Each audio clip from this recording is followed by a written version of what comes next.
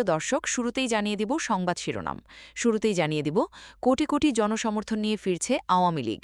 বিস্তারিত থাকছে প্রতিবেদনে। এদিকে অবশেষে শেখ হাসিনার নির্দেশ, রেড অ্যালার্ট জারি। বিস্তারিত থাকছে প্রতিবেদনে। আরও জানিয়ে দিব দেশ পরিচালনায় ব্যর্থতার অভিযোগে তারেক রহমানের পদত্যাগ দাবি। বিস্তারিত থাকছে প্রতিবেদনে। এদিকে ঈদের আগেই দেশে ফিরবেন শেখ হাসিনা, বললেন নরেন্দ্র মোদী। বিস্তারিত থাকছে প্রতিবেদনে। আরও জানিয়ে দিব আলোচনায় ভারতের অবস্থান স্পষ্ট, শেখ হাসিনাকে বলিষ্ঠ প্রধানমন্ত্রী হিসেবে দেখছে দিল্লি। বিস্তারিত থাকছে প্রতিবেদনে। এদিকে বদলে গেছে বাংলাদেশের সমীকরণ, আওয়ামী লীগ নেতাদের সুখবর দিল তারেক, ফিরছেন নেত্রী হাসিনা। বিস্তারিত থাকছে প্রতিবেদনে। আরও জানিয়ে দেব এখনও আতঙ্কে বাংলাদেশের গণতন্ত্র, মানুষ চাইছেন নেত্রী হাসিনাকে। বিস্তারিত থাকছে প্রতিবেদনে। এদিকে যুক্তরাষ্ট্রের সব চাল শেষ, ইরানের হাতে এখনও অনেক বিকল্প, গালিবাফ। বিস্তারিত থাকছে প্রতিবেদনে।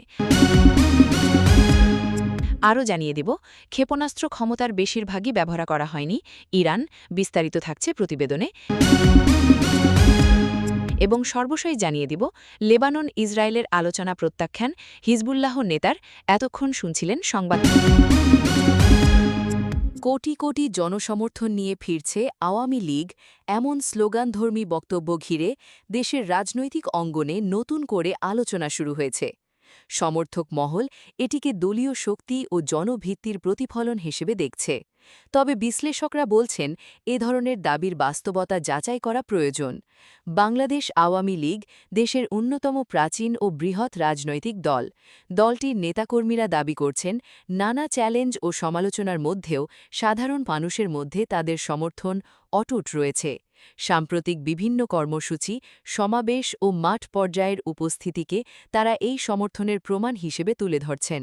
দলীয় নেতাদের মতে উন্নয়ন কর্মকাণ্ড, অবকাঠামো প্রকল্প এবং সামাজিক নিরাপত্তা কর্মসূচির কারণে জনগণের আস্থা এখনও আওয়ামী লীগের ওপর রয়েছে।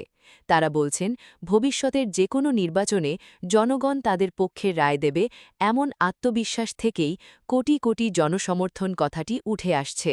তবে রাজনৈতিক বিশ্লেষকদের একটি অংশ মনে করছেন এ ধরনের বক্তব্য মূলত রাজনৈতিক ভাষণ বা স্লোগানের অংশ। বাস্তবে জনসমর্থনের প্রকৃত চিত্র নির্ধারিত হয় নির্বাচনের মাধ্যমে। তাই কোনো দলের জনপ্রিয়তা যাচাইয়ের সবচেয়ে নির্ভরযোগ্য উপায় হল অবাধ ও সুষ্ঠু নির্বাচন। অন্যদিকে বিরোধী শিবির, বিশেষ করে বাংলাদেশ জাতীয়তাবাদী দল এর নেতারা এই দাবিকে প্রশ্নবিদ্ধ করছেন। তাদের মতে বাস্তব পরিস্থিতি ভিন্ন এবং জনগণের মধ্যে অসন্তোষ রয়েছে। তারা দাবি করেন সুষ্ঠু নির্বাচন হলে প্রকৃত জনসমর্থনের প্রতিফলন দেখা যাবে। সাধারণ মানুষের মধ্যেও এ নিয়ে মিশ্র প্রতিক্রিয়া দেখা যাচ্ছে। কেউ মনে করছেন আওয়ামী লীগের শক্তিশালী সাংগঠনিক কাঠামো এবং দীর্ঘদিনের রাজনৈতিক অভিজ্ঞতা তাদের জনপ্রিয়তা ধরে রাখতে সাহায্য করেছে। আবার কেউ বলছেন বর্তমান অর্থনৈতিক ও রাজনৈতিক পরিস্থিতির প্রভাব জনমতের ওপর পড়তে পারে।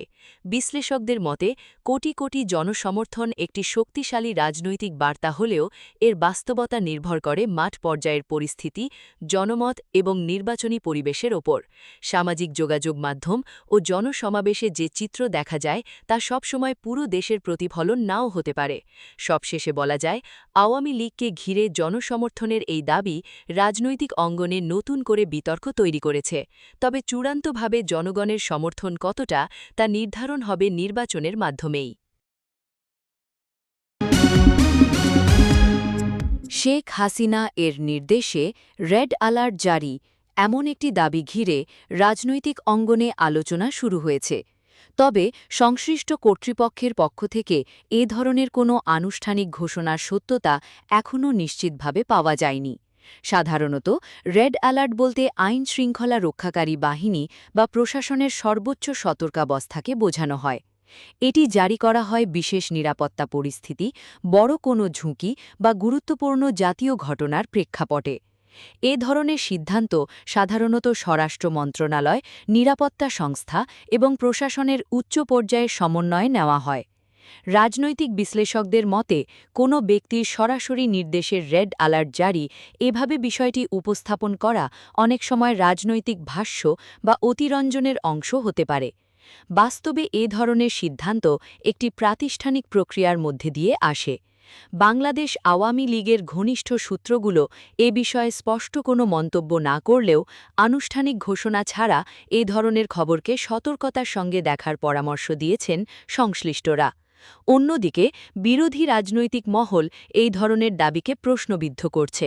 তারা বলছে, যাচাই ছাড়া এমন তথ্য ছড়ালে জনমনে বিভ্রান্তি তৈরি হতে পারে। নিরাপত্তা বিশ্লেষকদের মতে, যদি সত্যি রেড অ্যালার্ট জারি করা হয় তাহলে সাধারণত তার কিছু দৃশ্যমান প্রভাব থাকে, যেমন গুরুত্বপূর্ণ স্থানে নিরাপত্তা জোরদার, চেকপোস্ট বৃদ্ধি, গোয়েন্দা তৎপরতা বাড়ানো ইত্যাদি। এসব লক্ষণ স্পষ্ট না থাকলে এমন দাবির সত্যতা নিয়ে সন্দেহ থেকেই যায়। সাধারণ মানুষের মধ্যেও এ নিয়ে কৌতূহল ও উদ্বেগ দেখা গেছে। অনেকেই জানতে চাইছেন আসলে কোনো বিশেষ পরিস্থিতি তৈরি হয়েছে কিনা। সবশেষে বলা যায়, রেড অ্যালার্ট জারি এ ধরনের সংবেদনশীল বিষয়ের ক্ষেত্রে নির্ভরযোগ্য ও আনুষ্ঠানিক তথ্য অত্যন্ত গুরুত্বপূর্ণ। এখনও পর্যন্ত নিশ্চিত প্রমাণ বা ঘোষণা ছাড়া বিষয়টি নিয়ে সতর্ক থাকা এবং যাচাই করে তথ্য গ্রহণ করাই যুক্তিযুক্ত। দেশ পরিচালনায় ব্যর্থতার অভিযোগ তুলে বিএনপির ভারপ্রাপ্ত চেয়ারম্যান তারেক রহমানের পদত্যাগ দাবি করে বিভিন্ন মহলে আলোচনা শুরু হয়েছে। রাজনৈতিক অঙ্গনে এই দাবিকে ঘিরে তৈরি হয়েছে মিশ্র প্রতিক্রিয়া ও বিতর্ক। কিছু রাজনৈতিক বিশ্লেষক ও সমালোচকরা দাবি করছেন, বর্তমান পরিস্থিতিতে নেতৃত্বের কার্যকারিতা নিয়ে প্রশ্ন উঠেছে। তাদের মতে, নীতি নির্ধারণ, সাংগঠনিক শক্তি ধরে রাখা এবং জনসম্পৃক্ততা বাড়ানোর ক্ষেত্রে ঘাটতি রয়েছে, যার ফলে এই ধরনের দাবি সামনে আসছে। তবে বাংলাদেশ জাতীয়তাবাদী দল নেতারা এসব অভিযোগ সরাসরি নাকচ করেছেন। তারা বলছেন, এটি রাজনৈতিক উদ্দেশ্য প্রণোদিত সমালোচনা এবং বিরোধী রাজনীতিকে দুর্বল করার প্রচেষ্টা। দলটির মতে, তারেক রহমান দলের নেতৃত্বে সক্রিয় ভূমিকা রাখছেন এবং সংগঠনকে শক্তিশালী করতেই কাজ করছেন। অন্যদিকে ক্ষমতাসীন বাংলাদেশ আওয়ামী লীগের কিছু নেতাকর্মী এ বিষয়ে সমালোচনামূলক বক্তব্য দিয়েছেন। তারা দাবি করেন, বিরোধী দলের নেতৃত্বে দুর্বলতা থাকায় রাজনৈতিক কার্যক্রমে স্থবিরতা তৈরি হয়েছে। রাজনৈতিক বিশ্লেষকদের মতে, এই ধরনের পদত্যাগের দাবি সাধারণত রাজনৈতিক চাপ সৃষ্টির একটি কৌশল হিসেবেই ব্যবহৃত হয়। বাস্তবে কোনো দলের অভ্যন্তরীণ সিদ্ধান্তই নির্ধারণ করে তার নেতৃত্বে পরিবর্তন আসবে কিনা। সাধারণ মানুষের মধ্যে এ নিয়ে ভিন্ন মত দেখা গেছে। কেউ মনে করছেন রাজনৈতিক নেতৃত্বে জবাবদিহিতা থাকা উচিত, আবার কেউ এটিকে রাজনৈতিক বক্তব্য হিসেবেই দেখছেন। সবশেষে বলা যায়, তারেক রহমানের পদত্যাগ দাবি রাজনৈতিক অঙ্গনে নতুন করে বিতর্ক তৈরি করেছে। তবে এ ধরনের দাবির বাস্তবায়ন নির্ভর করবে সংশ্লিষ্ট দলের অভ্যন্তরীণ। ঈদের আগেই দেশে ফিরবেন শেখ হাসিনা, এমন একটি বক্তব্য নরেন্দ্র মোদীর নামে প্রচারিত হওয়ায় রাজনৈতিক অঙ্গনে আলোচনা তৈরি হয়েছে। তবে এ ধরনের মন্তব্যের কোনো নির্ভরযোগ্য বা আনুষ্ঠানিক নিশ্চিত তথ্য এখনও পর্যন্ত পাওয়া যায়নি। কূটনৈতিক ও রাজনৈতিক বিশ্লেষকদের মতে, একটি দেশের অভ্যন্তরীণ রাজনৈতিক বিষয়ে অন্য দেশের সরকার প্রধান এভাবে সরাসরি সময় নির্ধারণ করে মন্তব্য করেন, এমন ঘটনা খুবই বিরল। সাধারণত এ ধরনের বিষয়ে সংশ্লিষ্ট দেশের অভ্যন্তরীণ রাজনৈতিক প্রক্রিয়া ও সিদ্ধান্তের ওপর নির্ভর করে। এদিকে বাংলাদেশ আওয়ামী লীগের পক্ষ থেকেও এ বিষয়ে স্পষ্ট কোনো আনুষ্ঠানিক বক্তব্য পাওয়া যায়নি। দলটির ঘনিষ্ঠ সূত্রগুলো বলছে, সামাজিক যোগাযোগ মাধ্যমে ছড়িয়ে পড়া অনেক তথ্যই যাচাই ছাড়া প্রচারিত হচ্ছে, যা বিভ্রান্তি তৈরি করতে পারে। অন্যদিকে বিরোধী রাজনৈতিক মহল বিষয়টিকে গুজব হিসেবে দেখছে এবং বলছে, যাচাইবিহীন তথ্য ছড়িয়ে জনমনে বিভ্রান্তি সৃষ্টি করা হচ্ছে। বিশেষজ্ঞদের মতে, শেখ হাসিনার দেশে ফেরা একটি গুরুত্বপূর্ণ রাজনৈতিক বিষয়, যা নির্ভর করবে নিরাপত্তা, রাজনৈতিক পরিস্থিতি এবং ব্যক্তিগত সিদ্ধান্তসহ নানা বিষয়ের ওপর। তাই এ ধরনের নির্দিষ্ট সময়ে উল্লেখ করে দেওয়া বক্তব্যকে সতর্কতার সঙ্গে দেখা প্রয়োজন। সাধারণ মানুষের মধ্যেও এ নিয়ে কৌতূহল দেখা গেছে। অনেকেই জানতে চাইছেন, সত্যিই কি এমন কোনো পরিকল্পনা রয়েছে নাকি এটি শুধুই গুজব। সবশেষে বলা যায়, ঈদের আগেই দেশে ফেরা এই দাবিটি এখনও নিশ্চিতভাবে প্রমাণিত নয়। নির্ভরযোগ্য সূত্র ভারত শেখ হাসিনাকে বৈধ প্রধানমন্ত্রী হিসেবে দেখছে এমন দাবি ঘিরে কূটনৈতিক ও রাজনৈতিক অঙ্গনে নতুন করে আলোচনা শুরু হয়েছে। তবে এই বক্তব্যের পক্ষে আনুষ্ঠানিকভাবে স্পষ্ট কোনো বিবৃতি দিয়েছে কিনা তা নিয়ে প্রশ্ন থেকেই যাচ্ছে।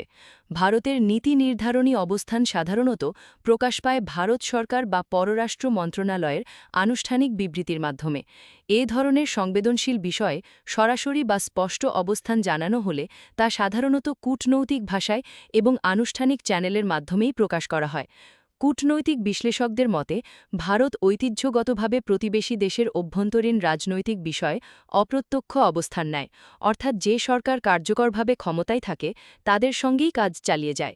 এই নীতিকে অনেক সময় working with the government of the day বলা হয়। তাই কোনো ব্যক্তিকে বৈধ প্রধানমন্ত্রী হিসেবে স্বীকৃতি দেওয়ার বিষয়টি সাধারণত প্রকাশ্যে জোরালোভাবে বলা হয় না, বরং কার্যত সম্পর্কের মাধ্যমেই বোঝা যায়। এদিকে বাংলাদেশ আওয়ামী লীগ ঘনিষ্ঠ মহল এই ধরনের দাবিকে ইতিবাচক হিসেবে দেখছে। তাদের মতে আঞ্চলিক সম্পর্কের ক্ষেত্রে ভারতের সমর্থন গুরুত্বপূর্ণ এবং এটি রাজনৈতিক স্থিতিশীলতার বার্তা দিতে পারে। অন্যদিকে বাংলাদেশ জাতীয়তাবাদী দলসহ বিরোধী রাজনৈতিক মহল এই ধরনের দাবিকে প্রশ্নবিদ্ধ করছে। তাদের বক্তব্য, কোনো বিদেশি রাষ্ট্রের অবস্থান দিয়ে দেশের অভ্যন্তরীণ রাজনৈতিক বৈধতা নির্ধারিত হয় না, বরং তা নির্ধারণ করে জনগণের ভোট ও গণতান্ত্রিক প্রক্রিয়া। আন্তর্জাতিক সম্পর্ক বিশ্লেষকদের মতে বাংলাদেশ ভারত সম্পর্ক বহুস্তরীয়। অর্থনীতি, নিরাপত্তা, বাণিজ্য ও আঞ্চলিক সহযোগিতা সবকিছুই এর সঙ্গে জড়িত। ফলে রাজনৈতিক পরিবর্তন বা বিতর্কের মধ্যেও দুই দেশের কূটনৈতিক সম্পর্ক সচল রাখার প্রবণতা থাকে। সবশেষে বলা যায়, ভারত শেখ হাসিনাকে বৈধ প্রধানমন্ত্রী হিসেবে দেখছে, এই দাবিটি এখনও আনুষ্ঠানিকভাবে স্পষ্টভাবে নিশ্চিত নয়। কূটনৈতিক বাস্তবতায় অনেক সময় অবস্থান সরাসরি ঘোষণার চেয়ে কার্যক্রমের মাধ্যমে প্রকাশ পায়। তাই নির্ভরযোগ্য ও আনুষ্ঠানিক সূত্রের ভিত্তিতে বিষয়টি মূল্যায়ন করাই যুক্তিযুক্ত।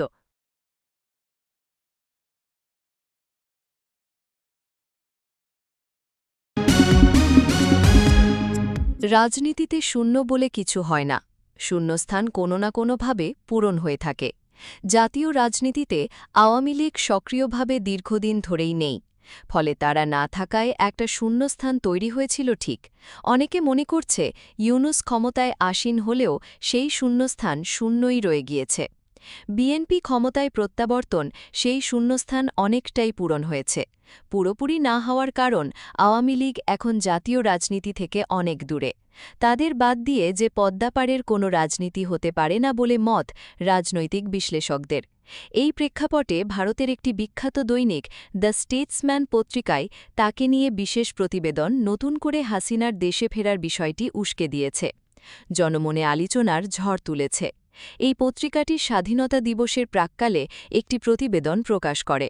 সেখানে হাসিনা অভিযোগ করেছেন, দেশীয় বিদেশি শক্তির মদদ স্বাধীনতাবিরোধী শক্তিগুলি মুক্তিযুদ্ধের আদর্শকে নস্যাৎ করার চেষ্টা চালিয়ে যাচ্ছে। আওয়ামী লীগের সামাজিক যোগাযোগ মাধ্যমে হাসিনা বলেন, দেশ এক কঠিন ও প্রতিদ্বন্দ্বিতাপূর্ণ পরিস্থিতির মধ্য দিয়ে অতিবাহিত হচ্ছে। বহু বাধা পেরিয়ে সমৃদ্ধির পথে এগিয়ে যাওয়ার পর এখন সকল অর্জনকে ক্ষুণ্ণ করার এক গোপন ষড়যন্ত্র চলছে। সেই ষড়যন্ত্রের বিরুদ্ধে দেশবাসীকে লড়াই করতে হবে। বিশ্লেষকরা বলছেন, ইদানিং বাংলাদেশে একটি নতুন ধারার রাজনীতি তৈরি হয়েছে। সেই রাজনীতি হল মুক্তিযুদ্ধের আদর্শকে বিনষ্ট করা। দেশভাগ কিংবা পলাশির যুদ্ধকে ৭১-এর মুক্তিযুদ্ধের চেয়ে বড় করে দেখানোর একটা চেষ্টা চলছে। এমন বাংলাদেশের ১২ ফেব্রুয়ারির নির্বাচনের মধ্য দিয়ে দীর্ঘ ১.৫ বছরের একটি অপশাসনের মৃত্যু হয়েছে। ভোটে বিএনপি নিরঙ্কুশ সংখ্যাগরিষ্ঠতা অর্জন করেছেন। তারেক রহমান প্রধানমন্ত্রী হয়েছেন।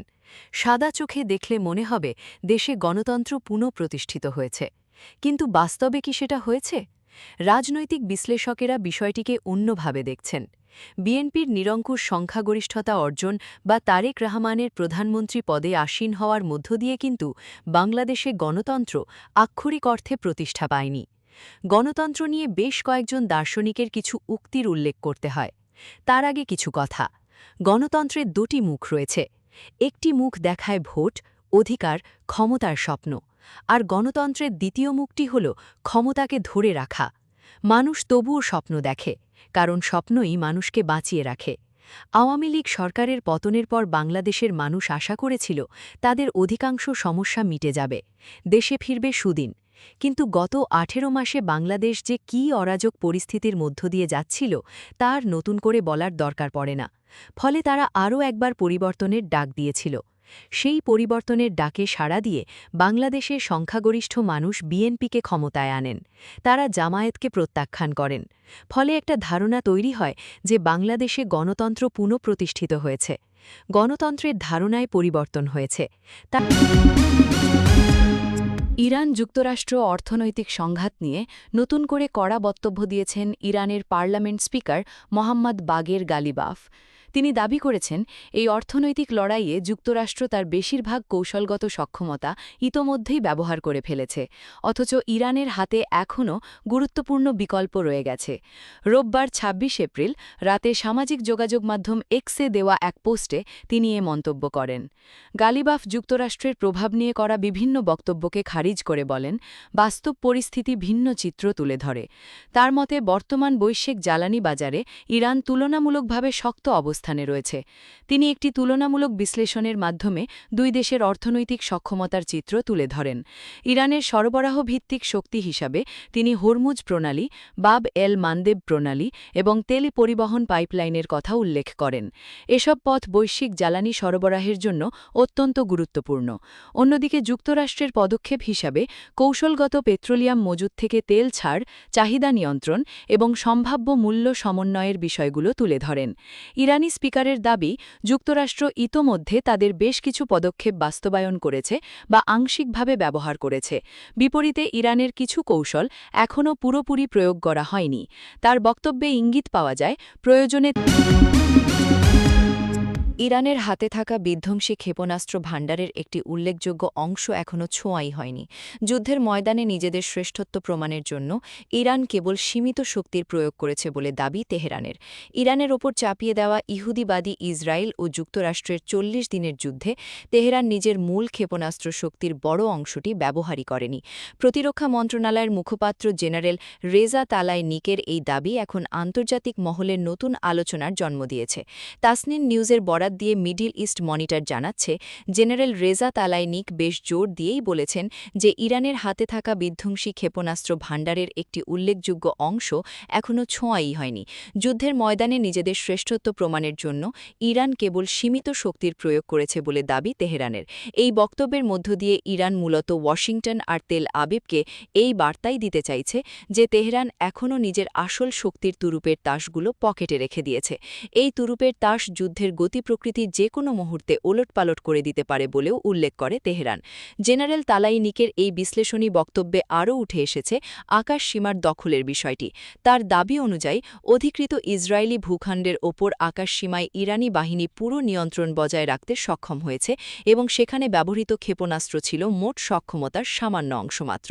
এর পাশাপাশি ওমান সাগরে নৌযুদ্ধের যে চিত্র তিনি তুলে ধরেছেন তা বেশ চাঞ্চল্যকর। তিনি দাবি করেছেন, ইরানি বাহিনীর অনড় অবস্থানের মুখে শত্রু শিবিরের রণতরীগুলো বারবার পিছু হটতে বাধ্য হয়েছে এবং এক পর্যায়ে তারা কয়েকশো কিলোমিটার দূরে সরে গিয়ে অবস্থান নিয়েছে। রণক্ষেত্রের এই মনস্তাত্ত্বিক হিজবুল্লাহ নেতা নাঈম কাসেম বলেন, শত্রু যতই হুমকি দিক, আমরা পিছু হটব না, নত হব না এবং পরাজিত হব না। লেবাননের সাথে ইসরায়েলের প্রস্তাবিত সরাসরি আলোচনা সোমবার ২৭ এপ্রিল প্রত্যাখ্যান করেছেন হিজবুল্লাহ নেতা নাঈম কাসেম। তিনি একে মহাপাপ আখ্যা দিয়ে বলেন, এতে দেশ অস্থিতিশীল হয়ে পড়বে। এক বিবৃতিতে নাঈম কাসেম বলেন, ইসরায়েলের সাথে সরাসরি আলোচনা আমরা সম্পূর্ণভাবে প্রত্যাখ্যান করছি। ক্ষমতায় যারা আছেন তারা যেন জানেন তাদের এই পদক্ষেপ লেবানন বা তাদের নিজেদের কোনো উপকারে আসবে না।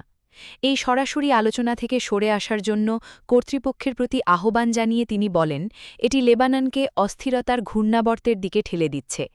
এই সরাসরি আলোচনা ও এর ফলাফল আমাদের কাছে যেন অস্তিত্বহীন, এটা আমাদের কোনো আগ্রহ নেই। নাঈম কাসেম বলেন, আমরা লেবানন এবং এর জনগণের জন্য আমাদের প্রতিরক্ষামূলক প্রতিরোধ চালিয়ে যাব। তিনি আরও বলেন, শত্রু যতই হুমকি দিক, আমরা পিছু হটব না, নত হব না।